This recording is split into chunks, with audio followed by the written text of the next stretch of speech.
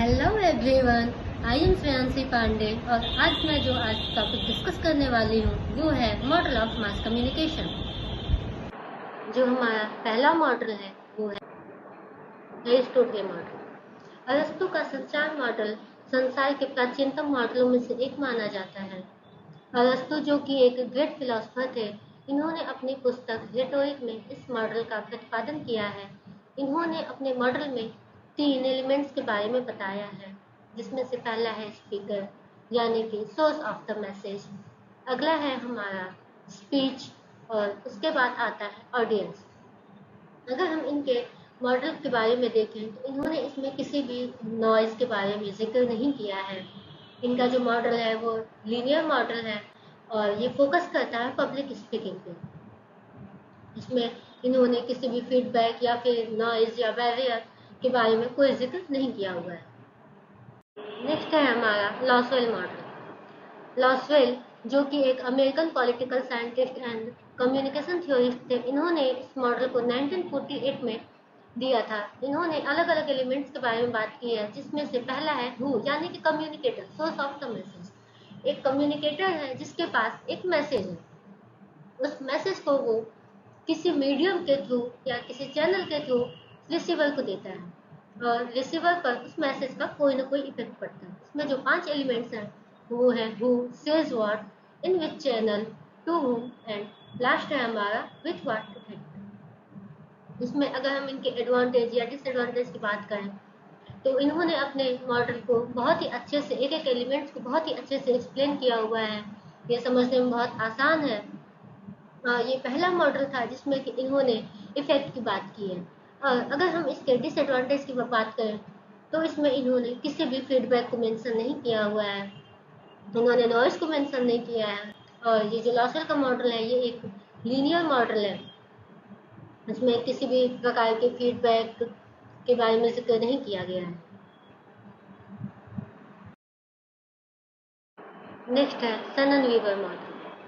In 1948, Shannon was an American mathematician, electronic engineer, and Weaver was an American scientist. Both of them joined together to write an article in Bell System Technical Journal called A Mathematical Theory of Communication, and also called as Shannon-Weaver Model of Communication.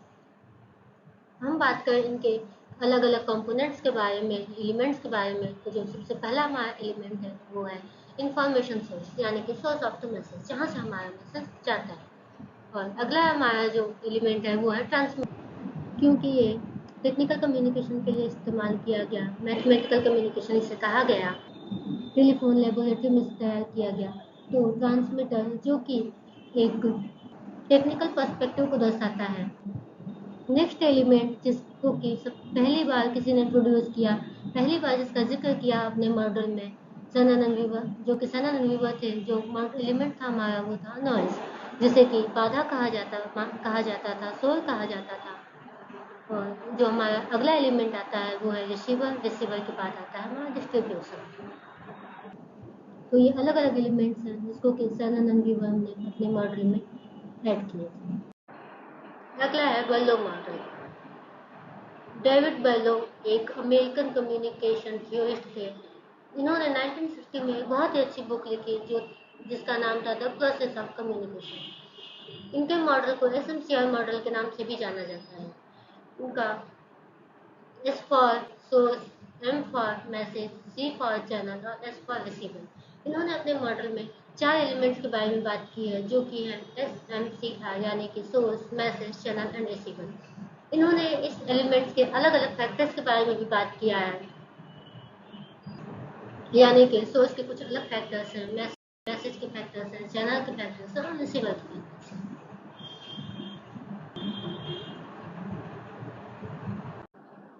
अगर हम बर्लो model के demerits की बात करें तो इसमें इन्होंने feedback के बारे में या फिर इफेक्ट के बारे में कोई बात नहीं किया है। इन्होंने नॉइज का कोई जिक्र नहीं किया है अपने मॉडल में, और न ही इन्होंने किसी भी बैरियर के बारे में बात किया है। जो बर्लो का मॉडल है वो एक लीनियर मॉडल है और ये एक कॉम्प्लेक्स मॉडल है जिसे समझना थोड़ा कठिन है। इनका जो मॉडल है इसमें सोर्स और रिसीवर के का जो लेवल है वो सेम होना चाहिए, जो कि रियल लाइफ में पॉसिबल नहीं हो सकता है। और इन्होंने अपने एलिमेंट्स के फैक्टर्स में जो सिक्स सेंस है उसके बारे में, जो कि सबसे बहुत ज़्यादा इंपॉर्टेंट है, उसके बारे में कोई जिक्र नहीं किया है, जो कि है थिंकिंग अंडरस्टैंडिंग। फिर हमारा जो अगला मॉडल है वो है न्यू कॉम का मॉडल। न्यू कॉम इन्होंने 1953 में एक रिसर्च पेपर लिखा था जो था an approach to the study of the communicative acts. इनके मॉडल को एबीएक्स मॉडल या फिर ट्रायंगुलर मॉडल के नाम से भी जाना जाता है, क्योंकि चूंकि ये एक ट्रायंगुलर के फॉर्म में है इसलिए इसे ट्रायंगुलर मॉडल भी कहा जाता है। इसमें इन्होंने तीन एलिमेंट्स के बारे में बात किया है, जिसमें है ए, बी और एक्स। ए जो है वो है हमारा सेंडर, बी है वो है रिसीवर, और एक्स जो है वो कोई टॉपिक है जिसके बारे में मैसेज सेंडर और रिसीवर बात कर रहे होते हैं। वो कोई भी टॉपिक हो सकता है, लाइक कोई सोशल टॉपिक, जैसे कि कॉलेज में फीस को डबल कर दिया गया, या ऐसा कोई भी सोशल टॉपिक जिस पे हम चर्चा कर सकते हैं। अगला हमारा मॉडल है गर्गनर्स मॉडल ऑफ कम्युनिकेशन। जॉर्ज गर्गनर ने 1956 में इस मॉडल को दिया था।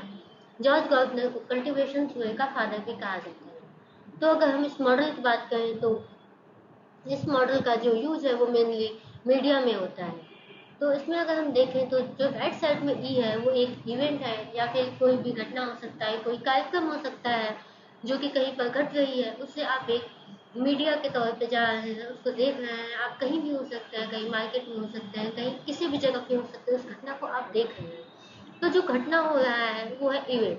फिर लेफ्ट साइड में हम आ जाए तो वहाँ पे है एम और इवेंट। एम जो है वो है हमारा मैन या फिर मशीन, और इवेंट जो है वो है हमारा जो मैन है या फिर जो मशीन है, उस घटना को किस तरीके से परसीव किया है, ये वो एलिमेंट है। तो जो ई है वो इवेंट है जो कि घटना घट रही है, और मैन या मशीन उस घटना को परसीव कर रहे हैं, और जिस तरीके से उस घटना को परसीव कर रहे हैं वो है इवेंट। यानी कि हर आदमी का अपना एक पॉइंट ऑफ व्यू